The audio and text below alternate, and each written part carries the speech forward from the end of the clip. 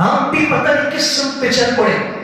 اگر مجھے کوئی نہ بتائے تو میں اس سے خفا ہو جاؤں گا کہ میرا مقتدی ہے, مجھے کیوں نہیں بتایا آپ نے, میرا مقتدی تھا, آپ نے جنازہ مجھ سے کیوں نہیں پڑھوایا.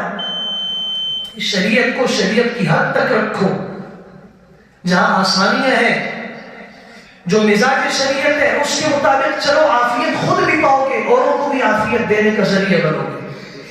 مشکلات پیدا کرو گے اپنے لیے بھی اوروں کے لیے بھی. حضور نے دعا دی, اللہ اس کے عبد الرحمن بن عوف کے مال میں برکت عطا فرما.